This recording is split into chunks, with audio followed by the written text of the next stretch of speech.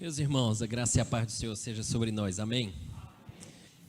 Eu quero trabalhar aqui com você de duas formas. Primeiro, é trabalhar esse tema à luz da Epístola aos Gálatas e, especificamente em 3 versículos, me delongar mais um pouquinho, embora eu sei que meu tempo vai ser um pouco resumido para aquilo que eu tinha pensado. Não é que os irmãos dão pouco tempo, muito pelo contrário. Mas pensei tanta coisa, vinha tanta coisa na cabeça que acho que exagerei. Então eu vou tentar fazer isso como? Olhar para o livro de Gálatas, à luz do livro de Gálatas, perceber como a doutrina da justificação tem implicação prática para o nosso dia a dia, para a nossa vivência na igreja, nosso relacionamento para com os irmãos. Então por isso que eu acredito que esse tema é extremamente oportuno. Cristo e a cruz, nossa justificação. Abra, se você já abriu, veja versos de número 13 a versículo número 15. Olha o que diz essa preciosa passagem. Gálatas 5, versículo 13. Irmãos, fostes chamados à liberdade, porém não useis da liberdade para dar ocasião à carne. Sede antes servos uns dos outros pelo amor. Vos mordeis e devorais uns aos outros. Vede que não sejais mutuamente destruídos. Já que oramos, eu queria começar com uma ilustraçãozinha, com uma historinha. Guardadas todas as reservas possíveis, as devidas proporções, porque essa história, ela não expressa a graça de maneira plena. Na verdade, ela não expressa graça. Todavia, eu acho que um aspecto dessa historinha é exatamente a expressão, ou a essência do que Cristo fez por nós. Então, preste atenção, o título da historinha era Um Presente Especial. Conta a história que existia um homem em uma loja, ele estava por trás do balcão e estava simplesmente olhando a rua de forma muito bem distraída. Até que ele vê uma garotinha que se aproxima do vidro da sua loja e amassa o seu narizinho observando um colar este de turquesa azul. Turquesa é uma pedra, né? Então ele olhava, aquela garotinha olhava aquela pedra, aquele colar, e tu pegar aquele colar para mim?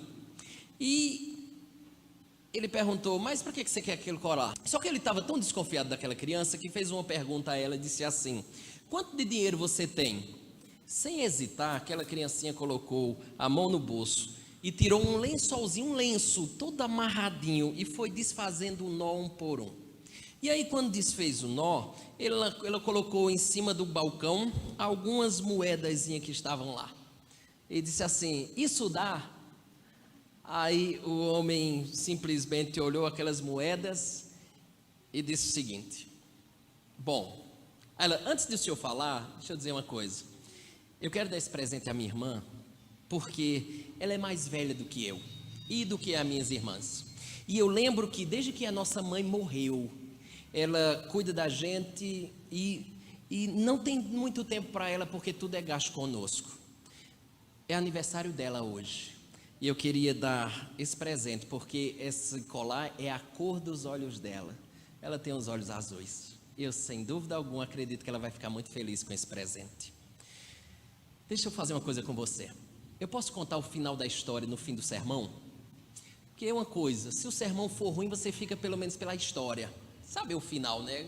Eu quero saber o que foi que deu aquela historinha. Deixa eu contar no final, combinado? Ok, então vamos lá. Toda religião que você conhecer, você encontrará uma coisa chamada méritos. Qualquer religião do mundo que você procurar. Você conversa com alguma pessoa e para você se salvar, como é que acontece? Não, você precisa fazer isso e aquilo outro e você vai ser salvo. Então, todas as religiões do mundo, elas vão trabalhar em boas ações. Você faz isso que compensa as coisas ruins que você fez. Desde o Antigo Egito, a coisa é mais ou menos assim. Eu lembro que certa vez, visitando um museu, tinha lá uma figura de um deus, se eu não me engano, chamado Osíris. E Osíris era um deus que meio que ficava no mundo pós-vida. Você morreu, chegava lá diante de Osíris, ele tinha 2 balanças. E de um lado da balança ele colocava seu coração, e do outro uma pena de ave. A questão é a seguinte: se seu coração pesasse mais que a pena, você estava perdido, porque significava que você tinha mais coisas ruins do que boas. Se a coisa ficasse pelo menos igual ali, ou a pena pesasse mais, é porque você fez mais coisas boas do que ruins, então você seria salvo.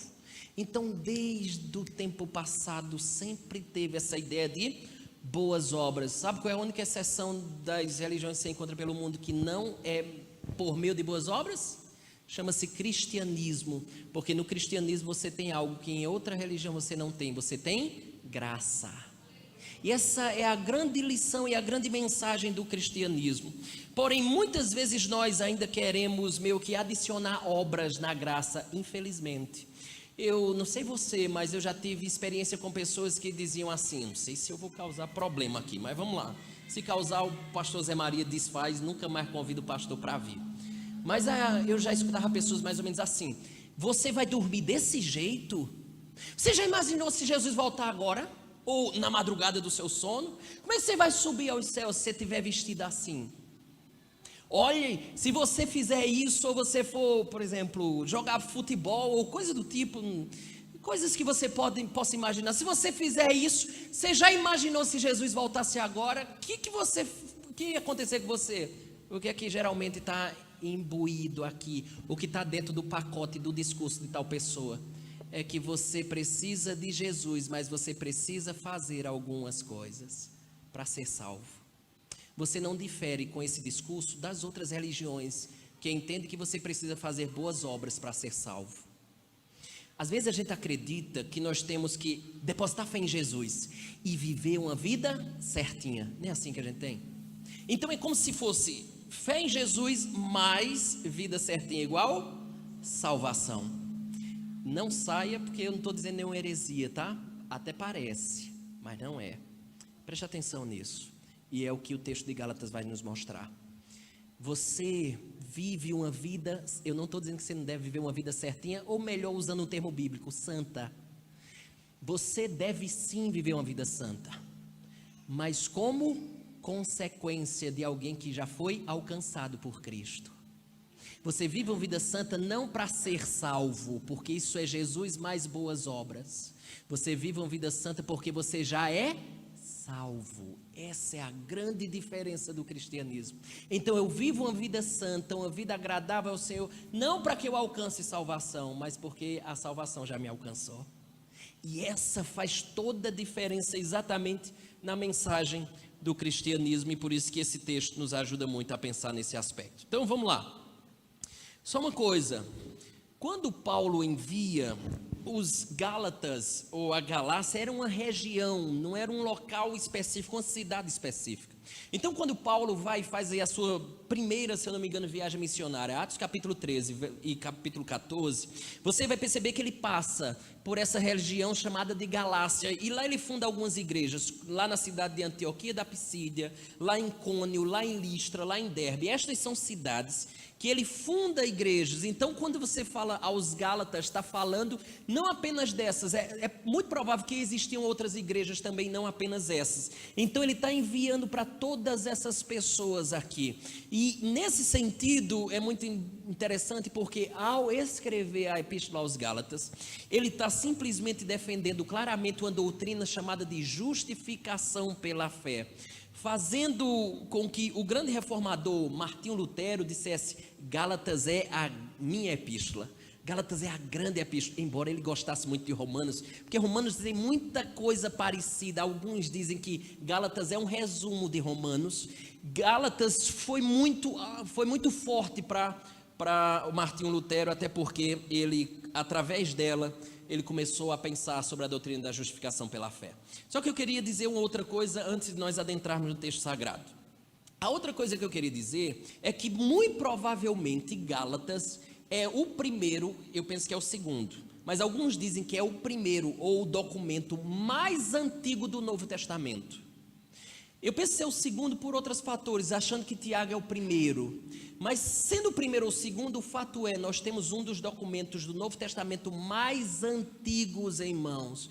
Qual é a questão então de dizer que, por que falar? Qual é a importância de dizer aqui para você que nós estamos diante do segundo texto mais antigo do Novo Testamento? É simples, é simplesmente para mostrar para você que essa doutrina que nós veremos nessa noite, ela já era conhecida, pregada e crida desde os primórdios do cristianismo. Desde cedo isso já era pregado, já era crido, já era conhecido. Então o próprio apóstolo Paulo, quando escreve Gálatas, ele está escrevendo para fortalecer a doutrina da justificação pela fé. E agora eu queria que você percebesse uma coisa. Sabe o que estava acontecendo? Tinha gente entrando na igreja e bagunçando a questão. Eles estavam se infiltrando na igreja e falando que essa questão da justificação somente pela fé, isso não pode ser verdade. Eles se infiltraram e começaram eles eram conhecidos como judaizantes, eles começaram a dizer que essa não era uma doutrina muito correta. E aí eu quero que você veja qual eram as duas coisas que eles falavam. Então venha comigo, rapidinho, e a gente volta para Gálatas. Abra em Atos, capítulo número 15, verso número 1. Olha só as duas coisas que essa turma falava. Eles distorciam a verdadeira mensagem do Evangelho de Cristo. Atos capítulo 15, verso número 1. Quando você escutar sobre judaizantes, essa turma aqui, e olha qual era o ensino deles dentro das igrejas da Galácia. Olha só, qual é o ensino desses caras? Abriu lá em Atos 15, os judaizantes, que desceram da Judeia, ensinavam aos irmãos, presta atenção que eles ensinavam: se não vos circuncidardes segundo o costume de Moisés, o que é que acontece? Vocês não podem ser salvos, não tem como vocês serem salvos. Vocês, para serem salvos, vocês precisam fazer a circuncisão. Sem circuncisão não há salvação. É isso aqui. Verso número 5, dizendo: é necessário circuncidá-los. E olha a segunda coisa agora: e determinar-lhes que observem a lei de Moisés. Lembra as duas coisas? Isso vai permear nosso estudo todinho. As duas coisas quais são? Circuncisão e observar a lei de Moisés. Sem essas duas coisas você não é salvo. Era isso o ensino dos judaizantes. Qual era o problema então? Agora venha para Gálatas capítulo 1. Vamos dar uma navegada aqui por Gálatas até chegar naqueles 3 versículos lá. Volta lá, Gálatas capítulo 1, verso 6. Olha só, qual é o maior problema desse ensino que estava acontecendo lá nas igrejas da Galácia? O maior problema é que os gálatas estavam abraçando isso, e muitos estavam circuncidando-se, muitos estavam observando a lei de Moisés. Logo, quando Paulo escreve aos Gálatas, estes já estavam em processo de abandono do verdadeiro evangelho, e por conseguinte, quando nós abandonamos o verdadeiro evangelho, nós também abandonamos o próprio Deus do evangelho. Você não faz uma coisa sem fazer a outra por tabela. Abandona o evangelho, você abandona o Deus do evangelho. E Paulo diz, verso 6, acompanhe comigo: admira-me. Aqui poderia ser uma tradução mais ou menos assim: chocado. Tradução poderia ser chocado aqui.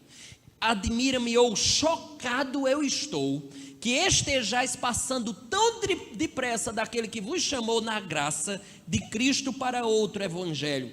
Paulo está dizendo assim: eu estou chocado com a receptividade de vocês a essa heresia demoníaca, estou perplexo com o tipo de conduta que vocês estão tendo.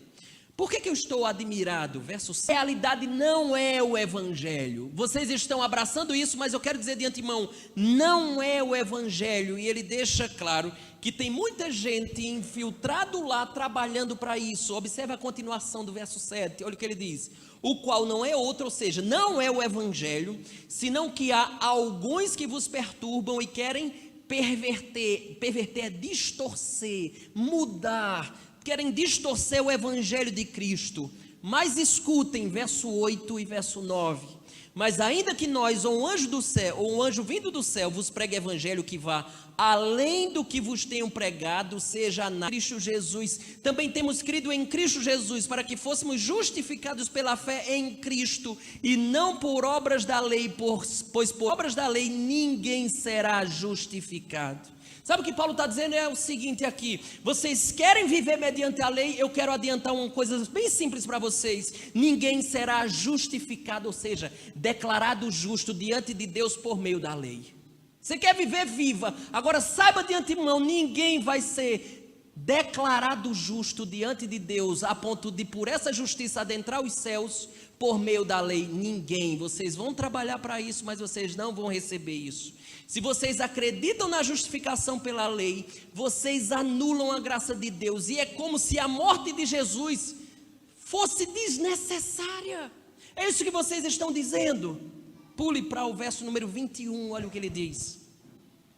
Vocês estão dizendo que a morte de Jesus é desnecessária com esse tipo de comportamento. Verso 21, não anulo a graça de Deus, ou seja, eu não anulo porque eu não ajo como vocês estão agindo, mas quando vocês agem dessa maneira, ao se circuncidarem e observarem a lei de Moisés para salvação, é assim que vocês estão agindo, vocês estão anulando a graça de Deus. Continuando, verso 21, pois se a justiça é mediante a lei, segue-se que morreu Cristo em vão. É isso que vocês estão dizendo?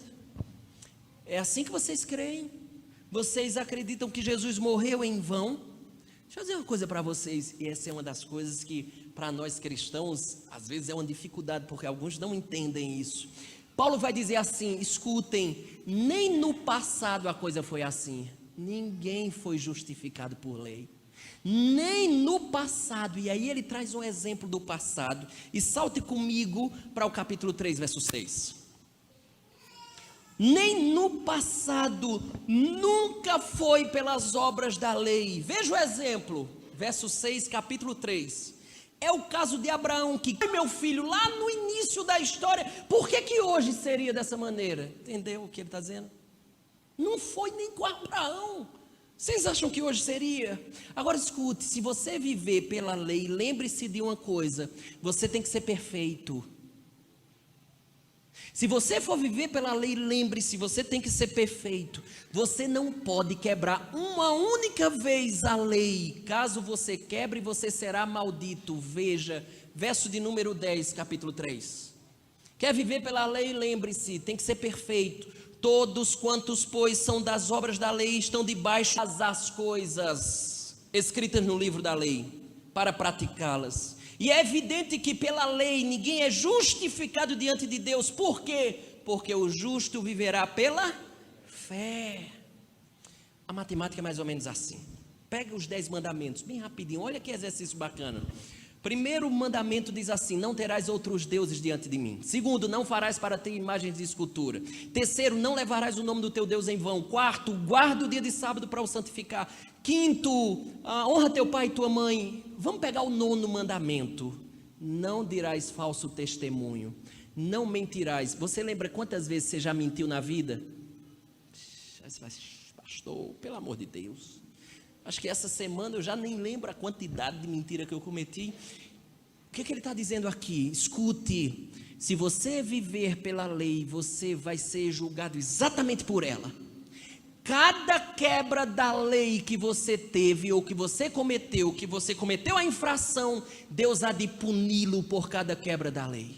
Quer viver por ela? Saiba, a cada quebra Deus está dizendo assim, maldito. Porque vem punição sobre você. É isso que ele está dizendo aqui.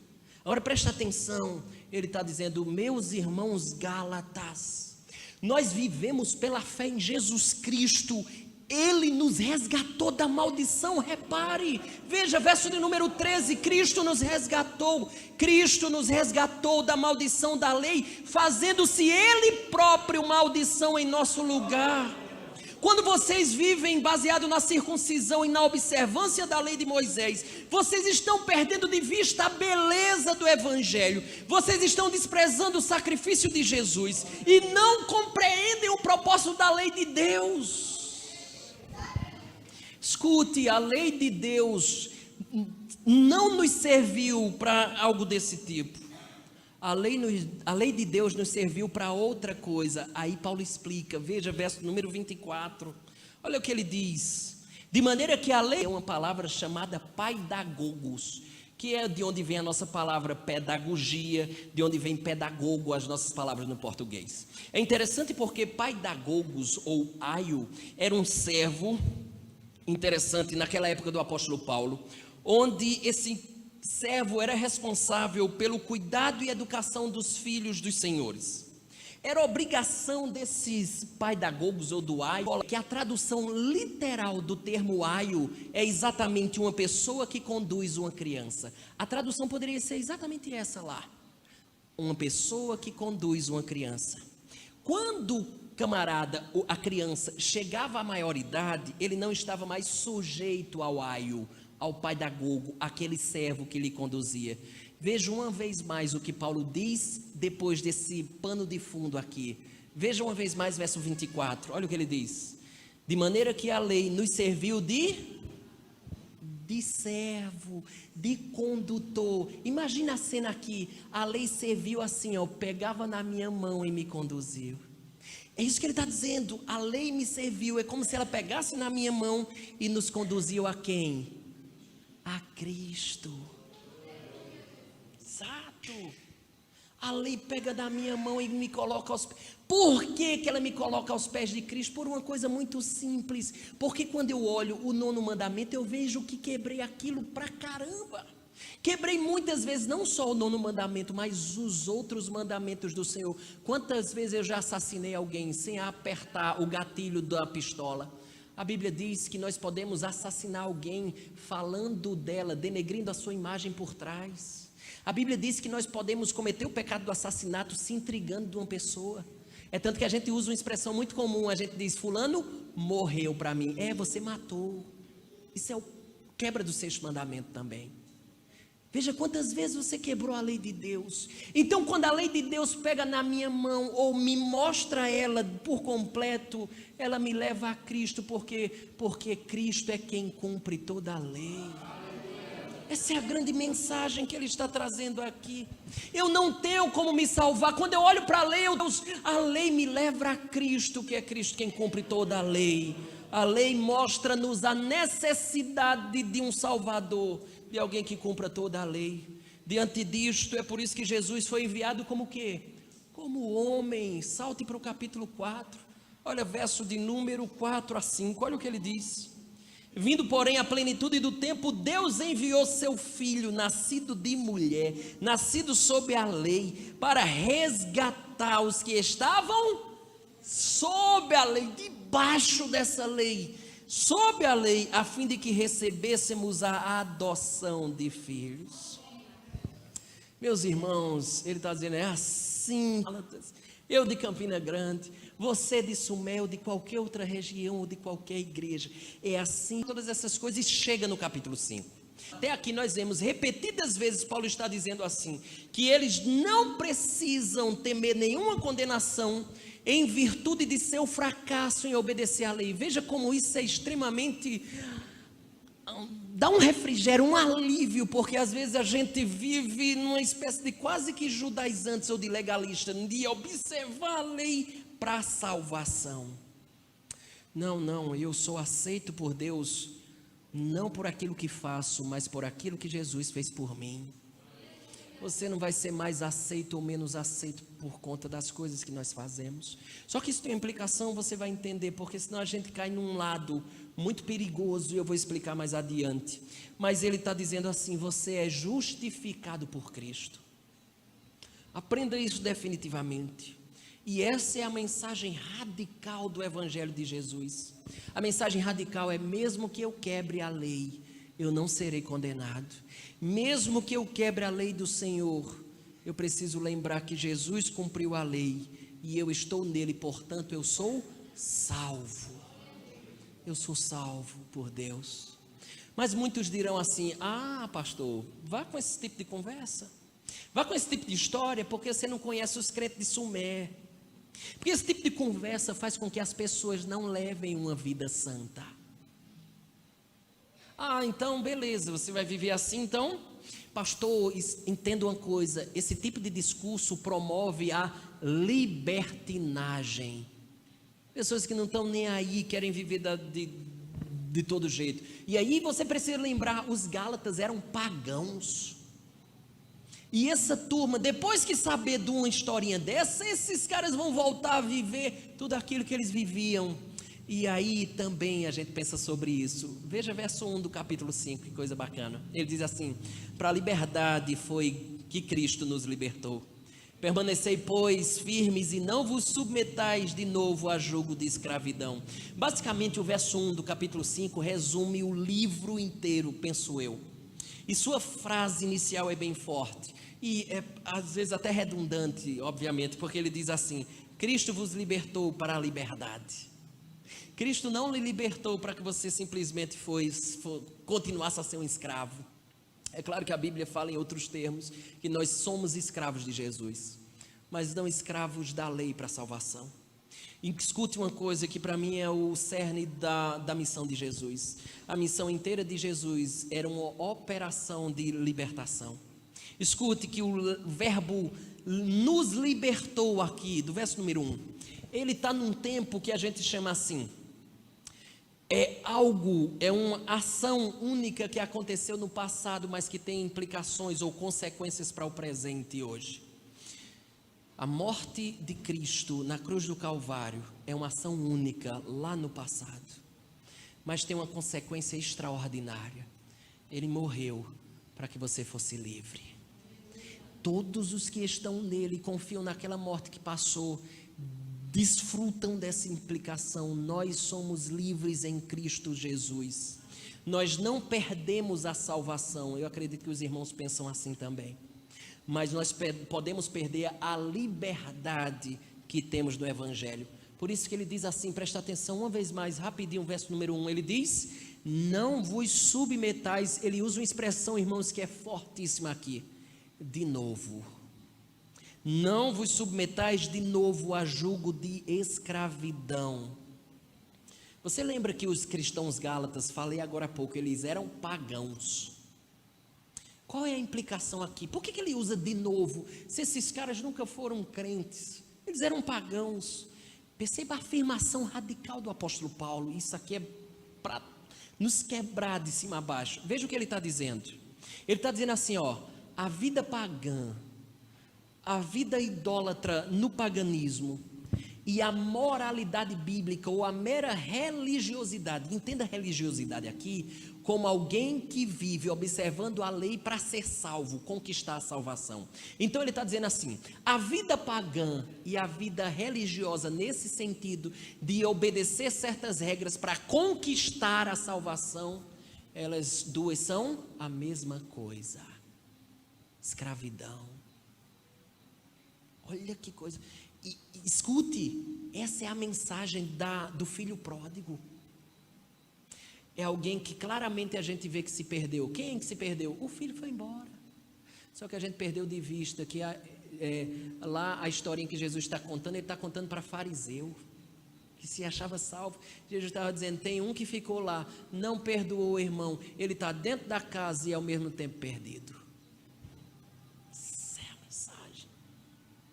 Então o que ele está dizendo aqui é, no fim das contas, paganismo e religiosidade, que busca e luta para conquistar a salvação, é a mesma coisa, não muda nada, ou seja, eles são acometidos de ansiedade e de culpa e um fardo na vida por perceberem que eles não conseguem ser bons suficiente para serem salvos. Isso acontece com o paganismo, isso acontece com o religioso. Eles olham e percebem que eles não são bons suficientes para serem salvos. Então a vida dessa turma será baseada como no medo, no orgulho ou na culpa, talvez até mais do que quando vivia no paganismo.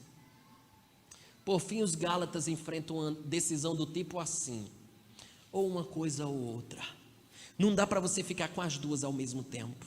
Ou vocês farão de Cristo o tesouro de vocês, onde vocês encontram perdão e salvação, ou vocês se voltam para a obediência da lei e para a circuncisão. A pergunta é, qual dos dois, se não é assim a pergunta que Paulo levanta? É um ou outro? Não dá para ser Jesus e mais alguma coisa. Olha a resposta que Paulo dá àqueles que querem acrescentar alguma coisa a Jesus e a morte expiatória de Jesus Cristo. Verso 8.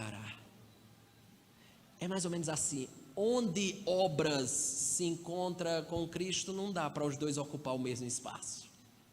É isso que ele está dizendo. De nada Jesus vos aproveitará. a ideia é muito bacana porque ele está dizendo assim: quando vocês acrescentam algo ao sacrifício de Jesus, vocês subtraem o próprio Jesus. Não dá, ou ele é tudo ou ele é nada, ou seja, nós não temos como nos apegar à graça se vivermos pelas obras, porque se é para viver pelas obras, então, verso 3, olha o que ele diz: de novo testifico a todo homem que se deixa circuncidar que está obrigado a guardar toda a lei. Quer viver assim? Você está obrigado a guardar toda a lei. E mais, esse tipo de conduta faz com que algo terrível caia.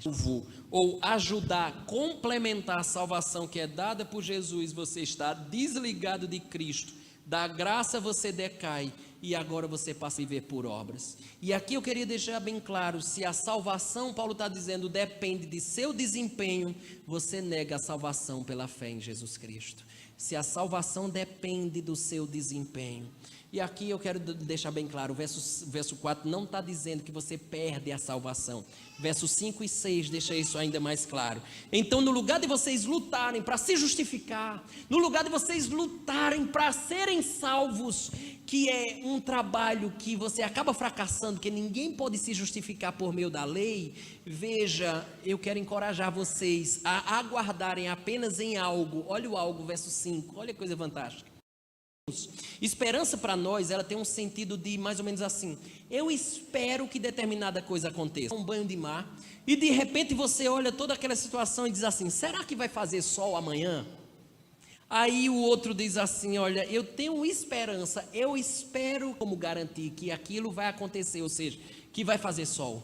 Só que aqui, o termo aqui faz referência, não há uma ideia de talvez, ou que pode acontecer, não. A palavra aqui significa certeza, segurança de algo. Então a tradução poderia ser bacana da seguinte forma: certeza absoluta. Tente traduzir assim junto comigo, acompanhe o que ele diz: porque nós pelo Espírito aguardamos a certeza absoluta. O que é que você e eu aguardamos com certeza absoluta? O final do verso 5, olha o que diz: a justiça que provém da fé. Entendeu? Nós aguardamos aqui, traz uma ideia de a coisa ser explícita para todos. É óbvio que isso hoje, por causa da justiça de Jesus, e isto, obviamente, como eu falei, ficará explícito mais adiante, mas a ideia é a certeza do futuro com Deus, é fruto do Evangelho, é fruto de Jesus, e não do esforço humano, nem do seu desempenho.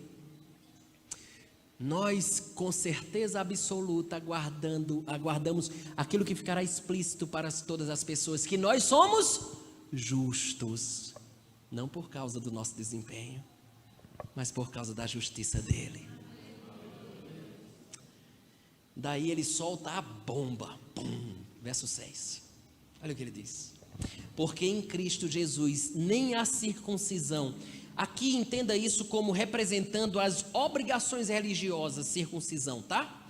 Então, porque em Cristo nem as obrigações religiosas, nem a incircuncisão, que incircuncisão aqui representa o paganismo ou a imoralidade, circuncisão, obrigações religiosas, incircuncisão, paganismo. Veja o que ele está dizendo: em Cristo nem a circuncisão, nem a incircuncisão, paganismo, tem valor.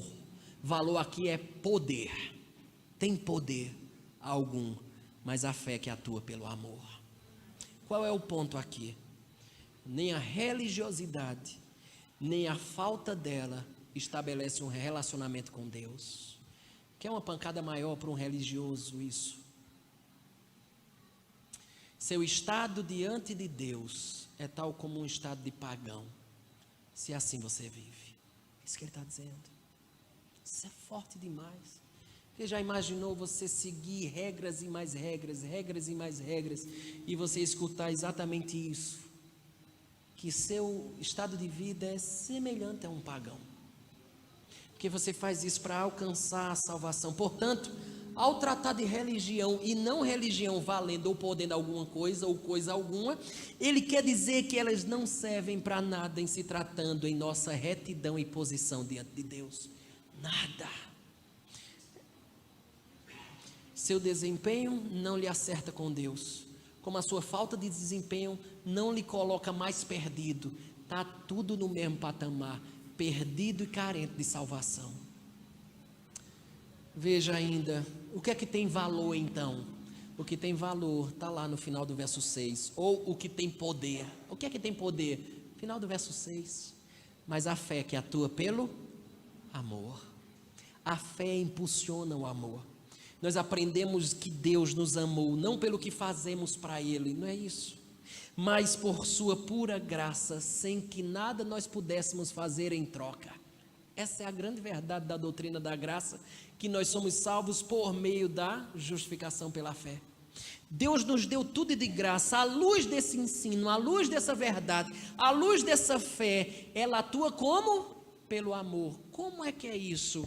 É quando nós servimos uns aos outros, não pelo que as pessoas podem nos dar de volta, mas por graça, por quem elas são em si mesmas. Percebe como a doutrina muda o nosso comportamento?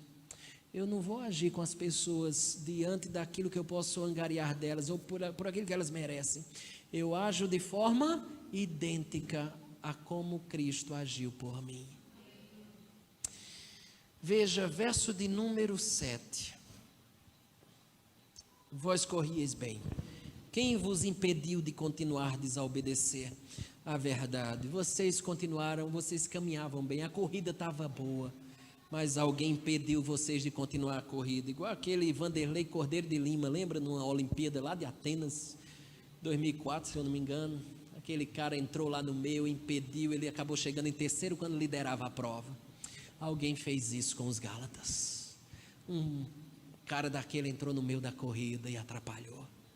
Mas escute, ele está dizendo, isso não vem de Deus, irmãos, verso 8, esta persuasão não vem daquele que vos chama, ou seja, não vem daquele que chamou vocês para a verdade. E lembre-se de uma coisa, um pouquinho de heresia pode estragar tudo. Verso número 9, um pouco de fermento leveda a massa toda, ou leveda toda a massa. E não esqueçam de uma coisa, que aqueles que espalharem essas heresias, eles haverão de pagar caro. Vem um outro sentimento, mas aquele que vos perturba, seja ele quem for, sofrerá condenação. Verso 11, eu porém, irmãos, se ainda prego a circuncisão, alguns acusavam Paulo de pregar a circuncisão, então ele está dizendo assim, olha, ok, vocês estão dizendo que eu prego, então vamos lá, por que eu continuo a ser perseguido? É isso que ele diz na continuação do verso 11, ou seja, se eu pregasse a circuncisão, eu não estava sendo perseguido, então, como eu não estou sendo perseguido, eu não prego a circuncisão, e estou falando isso o tempo todo aqui para vocês, porque se eu pregasse a circuncisão, pega e vê o final do verso 11 aí, o que ele diz, logo está desfeito o escândalo da cruz. Circuncisão é autossalvação, é você se salvando. Escândalo da cruz é alguém salvando você. Essa é a grande diferença. Todas as religiões do mundo é o homem buscando a salvação, se salvando. No cristianismo é Cristo salvando o homem. Vamos pular o verso 12. Enquanto a mensagem do verso 1 a 12 é dizendo assim, isso gera uma vida de não libertinagem.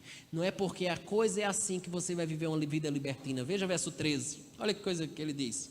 Porque vós, irmãos, fostes chamados à liberdade.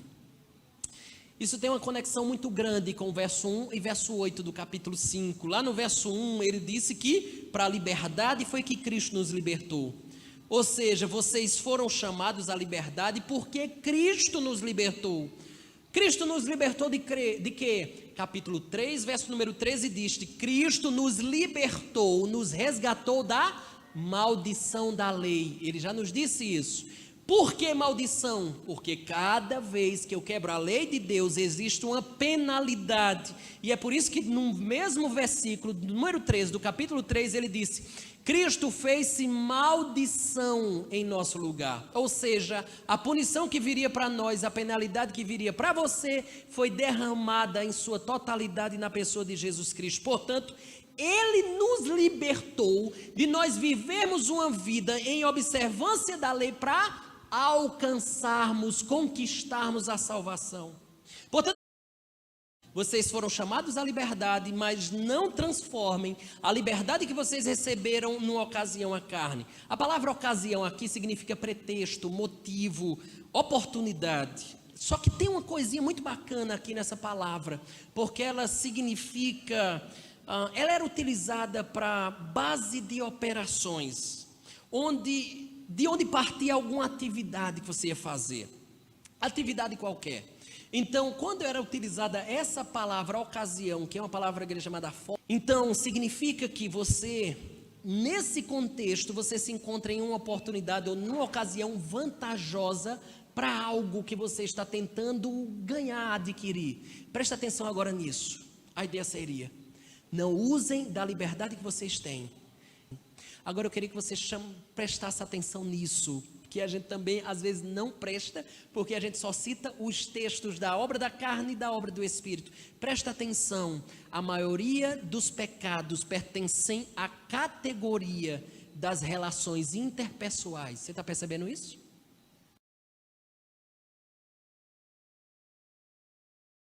Irmos em libertinagem. A resposta está no final do verso 13. Olha o que ele diz: sede antes servos uns dos outros pelo amor. Ele está dizendo assim: não briguem uns com os outros, entendeu? Porque lá tem coisa com não devemos ser escravos. Você tem que ser livres. Num aspecto aqui muito interessante, não parece uma contradição, melhor, parece, mas não é. A obrigação que acabou para o cristão é a de obedecer à lei para ser salvo. E nesse sentido, a pessoa que age assim, ela é escravo da lei. Mas aqui tem algo mais. Esse é um sentido, mas eu acho que aqui ainda tem uma coisinha mais profundinha um pouquinho. Dá para cavar mais um pouquinho. Eu entendo que ele está dizendo assim: veja como isso aqui é profundo e é muito belo. Agora que nós somos salvos por meio de Cristo, obedece. Como a coisa muda. Eu não obedeço mais para ser salvo. Eu obedeço para expressar o amor por aquele que me salvou. E veja que é exatamente o que o verso 21 diz: aquele que tem os meus mandamentos e os guarda, esse é o que me ama. Agora eu obedeço a Deus, eu obedeço à lei do Senhor como uma expressão do meu amor. É a perda de liberdade mais libertadora que existe. Como é isso? Como é que é essa história? É porque com amor você não está preso a sentimentos maus. Com amor você não está preso a sentimentos nocivos, a sentimentos ruins para você e para o próximo. Com amor você está preso aos sentimentos mais nobres que podemos ter, que procedem desse amor, e estes são bons, esses são apropriados, esses são benéficos. Não é benéfico apenas para você, mas é benéfico para a pessoa que está do nosso lado. E tal como a lista das obras da carne, Paulo colocou, ele também joga uma lista de atitudes e de comportamentos, ou seja, de ações nobres, que realmente caracteriza essa perca libertadora, que na verdade é mais libertador do que todas as coisas. E ele cita: os frutos do Espírito são alegria, e ele começa com amor, alegria, paz, longanimidade, benignidade, bondade, fidelidade, mansidão, domínio próprio. Meus irmãos, quem tem essas coisas é a pessoa mais livre, porque não está preso, escravo de sentimentos mesquinhos que lhe prejudica e prejudica a pessoa. Aqui, os capítulo 22, verso 37 e 39, ele disse: resume-se toda a lei em 2 mandamentos, todas as coisas. Segundo, amar o próximo como a nós mesmos. Mas aqui está dizendo que você resume toda a lei em amar o próximo como a nós mesmos. Difícil, a própria Escritura nos mostra. Ele diz assim, olha só: Paulo realmente está se referindo a toda a lei de Deus, as 2 tábuas. A grande questão é que os judaizantes, lembra que a turma que dizia, tem que circuncidar, tem que obedecer à lei de Moisés para ser salvo, eles estão preocupados com cerimônias. Contudo, a prova do nosso amor a Deus reside no amor ao próximo. Lembra o que diz? Mentiroso, pois aquele que não ama seu irmão a quem vê, não pode amar a Deus a quem não vê. Pelo amor ao próximo, eu também demonstro amor a Deus acima de todas as coisas. Essa é a grande ideia aqui. Então, se diante disso, isso mostra, como diz o verso de número 14, que Espírito, que eu cumpro a lei de Deus. Isso mostra que o Espírito Santo habita nele. E se alguém é habitado pelo Espírito Santo, é porque Cristo, ele está em Cristo, foi salvo. E o que é que haverá de brotar da vida dessa pessoa? Exatamente os frutos daquele que habita nele, os frutos do Espírito. E aí, ele diz no final, para a gente não repetir, ele diz, contra estas coisas não há lei. Já vimos 3 coisas. Primeiro, nossa justificação está em Cristo, na sua cruz. Nós não fomos justificados para vivermos no pecado, na libertinagem, foi a segunda coisa. A terceira, nós fomos justificados para amar o nosso próximo. A quarta e última coisa que eu queria dizer aos irmãos, é que você foi justificado para edificar, ser um instrumento de edificação na vida das pessoas, não de destruição. Se não, veja isso no verso número 15, olha que coisa linda. Se vós, porém, olha os termos, irmãos, vos mordeis e devorais uns aos outros, vede que não sejais mutuamente destruídos. Veja que isso é o oposto do verso 13 e verso 14, né? Segundo alguns estudiosos, parece que já havia uma espécie de divisão, de facção, de partido nessas igrejas, rivalidades, de pessoas, por exemplo, rivalidade de cidades, de raças e por aí vai. Parece que antes mesmo da chegada do cristianismo já existiam essas coisas, e na chegada do cristianismo, infelizmente, essas coisas não foram eliminadas. Parece que os crentes gálatas estavam longe de amar uns aos outros. E por que a gente fica ainda mais, isso fica mais claro? Exatamente por essa ideia que ele está revelando aqui. A advertência de Paulo revela que está havendo conflitos, briga, confusão, divisão dentro da igreja. Por qual motivo? Aí eu queria que você entendesse. Eu penso que além de outras coisas que porventura acontecia, seria derivada da heresia dos judaizantes. É provável que a igreja já estava dividida, mas a heresia rachou toda a igreja. Por um lado, você tinha aqueles que abraçaram os judaizantes. Não, tem que circuncidar e obedecer à lei de Moisés, senão você não vai ser salvo. Por outro lado, tinha aqueles que simplesmente estavam vivendo como libertinos. Já somos justificados mesmo, então vamos viver do jeito que a gente quer. Mas tinha um terceiro grupo, que estava lá e entendia como o apóstolo Paulo está ensinando. Olha, nós na verdade nem somos legalistas, nem somos libertinos. Nós devemos obedecer à lei como uma expressão de amor por aquele que nos salvou. Daí parece que a confusão estava exatamente nisso. Agora eu quero que você só preste atenção, a gente já está caminhando para encerrar. As 3 expressões que ele usa. Olha como a coisa estava boa. Aqui em Sumé isso não acontece. A coisa mais em Campina é mais ou menos assim. Vê só. Devorar. Terceiro, destruir. Ou seja, Paulo está dizendo assim, os gálatas estão vivendo como animais selvagens. Um teólogo, um comentarista disse assim, de forma sarcástica, Paulo descreve a situação nas igrejas da Galácia como um tumulto no canil. Você já viu um tumulto no canil? Você já viu como é a coisa? Pronto, é aqui. Exatamente isso aqui que você pode imaginar. Veja a gradação, o crescimento. Morde, devora, acabou. Entendeu? Primeira mordida, depois devora. Não existe mais nada, destruição. A advertência de Paulo é: se o que está acontecendo não for solucionado, o fim é destruição. E esse é o efeito que a heresia causa no seio da igreja do Senhor. A igreja do Senhor invisível, ela não é destruída, ou seja, aquelas pessoas que são crentes espalhadas por todo lugar desse mundo, mas a igreja visível, essa de parede aqui, ela pode ser destruída pela heresia.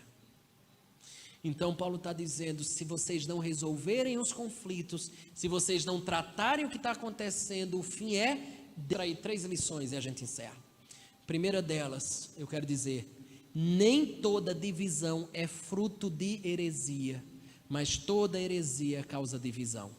Às vezes a gente tem divisões na igreja e necessariamente não são olho aberto, talvez tenha heresia no meio. Segunda lição, não seja um instrumento de destruição. Escute, a nossa luta na igreja deve ser para a comunhão, pela paz, pelo bem-estar da igreja do Senhor. Deus nos chamou para isso, então escute, se existir heresia, que seja extirpada. Se existir problemas de relacionamento interpessoal, você com o irmão A, com a irmã C, que não se entende de jeito algum, seja resolvido, porque Cristo nos chamou para vivermos em amor, em comunhão. Nós somos irmãos, nós não somos animais selvagens. Escute, isso se chama igreja, não octógono. Isso não é ringue, aqui é uma igreja, irmãos. Por isso que João capítulo 13, verso 35 diz assim: nisto conhecerão todos que sois meus discípulos. Como é que conhecerão que vocês são meus discípulos? Se tiverdes amor uns pelos outros. Escute isso com todo carinho. Não conheça a realidade dos irmãos. Uma das coisas que mais nos distancia da ideia de ser discípulo de Jesus Cristo se chama falta de amor pelos irmãos. Menos amor mostra que você está mais distante de ser um discípulo de Jesus. É isso que ele está dizendo, João 13. Nisto conhecerão todos que sois meus discípulos, se tiverdes amor uns pelos outros. Escute isso. A sua briga, a sua desavença, a sua divisão, a sua falta de perdão, o seu problema não solucionado com seu irmão, se eles persistirem, é como se você estivesse engajado num trabalho de destruição. É exatamente isso que você quer para a igreja de Sumé. Que é isso que ele está dizendo. É isso que você deseja dela, destruí-la. Porque se você está com esse tipo de relacionamento, a coisa está assim entre você e o irmão A, você está engajado num trabalho de destruição. É isso que o texto está querendo nos dizer. Não é à toa que Paulo usa uma metáfora lá em 1 Coríntios 12, trazendo a ideia de corpo. Quando o corpo trabalha contra o próprio corpo, por exemplo, no câncer, o fim é o quê? É destruição, é morte. As brigas, desavenças, divisões, a falta de perdão, o problema não solucionado com o irmão, é como um câncer que vai destruindo o corpo de Cristo. Oh, irmão, faça isso não. Você já imaginou você nesse trabalho? Não faça isso não. Não seja um câncer na igreja. Quebre o orgulho e diga assim: meu irmão, eu escutei hoje, eu estou errado, ou o irmão está errado, mas pelo amor de Deus, vamos ser célula saudável nesse corpo chamado Igreja de Sumé. Vamos resolver nossos problemas. A gente está agindo contra o corpo de Cristo, a gente está agindo contra a noiva do Senhor. Vamos parar com isso, chegou a hora. Não é possível a gente passar de hoje. Pare, saia, converse, faça alguma coisa, mas não lute contra o corpo de Cristo. Nós somos discípulos de Jesus, do amor encarnado. Nós não somos discípulos do diabo que luta para destruir a igreja, não é isso. O trabalho do diabo não é esse. Nós não somos discípulos do diabo, somos de Cristo. Ame o próximo como a si mesmo. Terceira e última lição. Eu queria que você analisasse, fizesse uma autoanálise seriamente, à luz das 2 listas apresentadas por Paulo, as chamadas obras da carne e as obras do Espírito. Por que eu estou dizendo isso? Porque uma vida que é caracterizada pelas obras da carne, sem que haja arrependimento contínuo indica que algo está errado com você. Sabe por quê? Veja verso 24 que diz: e os que estão, ou melhor, e os que são de Cristo Jesus crucificaram a carne com as suas paixões e concupiscências. Se vivemos no Espírito, andemos também no Espírito. Ele não está dizendo que você vai ser perfeito. Andar significa estilo de vida. É isso aqui. Toda vez que você encontrar andar na Bíblia, invariavelmente é estilo de vida. Que a sua vida seja caracterizada pelos frutos do Espírito. E é isso que Jesus nos mostra lá no Sermão do Monte, Mateus capítulo número 7, verso 17. Assim, toda árvore boa produz bons frutos, porém a árvore má produz frutos maus. Analise uma vez mais, a fim de que a gente possa certificar que está no caminho certo. Se porventura está havendo mais obras da carne, se arrependa, porque esse é um dos indícios que nos mostra que de fato estamos no caminho certo. Deixa eu concluir. E aí vamos voltar para a historinha, lembra dela? O homem estava por trás do balcão e olhava a rua de forma distraída. A garotinha empurrou o nariz no vidro e começou a olhar aquele colar de turquesa azul. Entra na loja, pede o colar e disse: é para minha irmã, ela está aniversariando. O dono da loja, desconfiado, conforme falamos, diz assim: você tem dinheiro para comprar? Ela tira do bolso, todo amarradinho numa meia, e vai tirando os nós e joga no balcão. Eram algumas moedas, e ela exibia tudo aquilo muito orgulhosa, porque tinha juntado. Sabe, eu quero dar de presente à minha irmã. Ela é mais velha do que eu, ela está aniversariando hoje. E ela é quem tem cuidado de nós, de mim e de minhas irmãs, desde que a minha mãe morreu. Os olhos dela é bem parecido com a cor desse colar. E a gente viu até aqui.